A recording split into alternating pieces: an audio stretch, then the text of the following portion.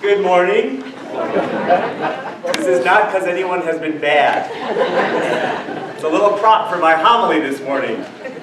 So a couple weeks ago, I went on my day off with two of my very dear friends to the mall with Father Chris Danish and our own beloved Father Roque Meras.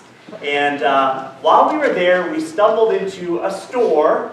Some of you have probably heard of the story. I think it's called As Seen on TV, right? So they have everything there that is advertised on TV. And lo and behold, we found in the store this very pan. So Father Roque and I are looking at this pan. Father Roque and I we have eggs for breakfast almost every morning. And normally, Father Roque cooks the eggs. And the reason is because when I cook the eggs, they burn.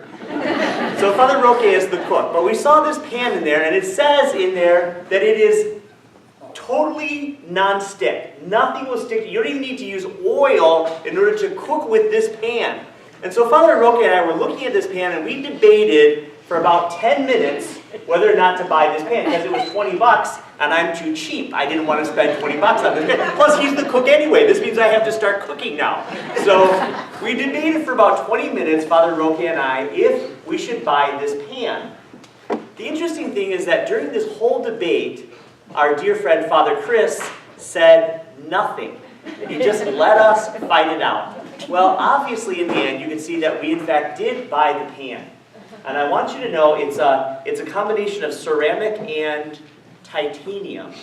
And I love this pan. It really is actually amazing. Nothing sticks to this. I could burn something as black as night and it just wipes right out. It really is. It is very, very beautiful. So we used the pan for a couple weeks, and then I saw my friend Father Chris Danish again, and I said, Chris, you can't believe it. That pan is amazing. You absolutely have to go and buy that pan. I love it. And he said, I knew you would. I've had one for 6 months, and I love mine. Now, it's kind of interesting, right? Like here we're debating for 10 minutes whether or not to buy the pan, and Father Chris says nothing. It's sort of strange, I think, because normally, right, when we love something, we want to share it. When we have good news, we want other people to know the good news that we have. We want them to share our joy. We want to share the joy of the good news. That's what the gospel passage is about today. We hear this beautiful, beautiful sermon from our Lord. These beautiful images. You are the salt of the earth. You are the light of the world. And the reason we are the salt of the world and the light of the world is because we carry a message that, as salt, gives flavor and meaning and preserves. So the message that we have gives flavor and meaning and preserves the integrity and the beauty of the society in which we live. You are the salt of the earth. We have a message of joy that we must share by the very reality of living in the world. You are the light of the world because we have a message that shatters the darkness of hearts that are sad. It is the message of hope.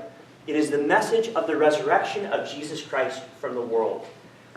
It's interesting, when I told my friend, Father Jim, I said, Father Chris, I said, so why didn't you say something? His answer was, I told you 6 months ago how much I love the pan. I thought you already knew. So I didn't have to say anything because I had already shared with you how much I love that pan. The thing is, at the time that he shared with me his good news, I didn't care. I wasn't looking for a pan at that time. It didn't make any difference. I just ignored what he was saying, right? I just didn't care. I think that happens to us also as Christians. We may have a friend or a relative, and we may say, well, I know they're having difficulty right now, but I've already shared the gospel with them. They already know that I love Jesus. They already know that Jesus has transformed my life.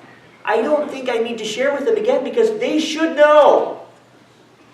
But the truth is, it's very possible that the last time you talked to them about Jesus, they didn't care. Because at that time, they were not searching.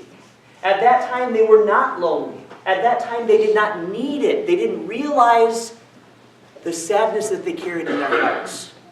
So we can't use the excuse, I've already told them. Because at the time that we told them, they might not have been paying attention. We are the salt and the light of the world. We don't spread the flavor of that salt just once and then let it go. We don't shine that light just one time and then say, well, I've already done my job. We are the salt and the light of the world forever. The truth is, Jesus has changed my life. He has given meaning, happiness, hope, and joy to everything that I am. And I thank God for the gift of His presence. And if that's true for you also, then you have to go out and share the good news, so that the world may be flavored by the salt of your life and may be enlightened by the light of your life. So that as Jesus proclaims that we are the salt of the earth and the light of the world, we may really be so, in deed, in word, in action. And so therefore, my brothers and sisters, let us rejoice in the gift that we have received from God and go forth to the world and live in such a way that we are truly the salt of the earth and the light of the world.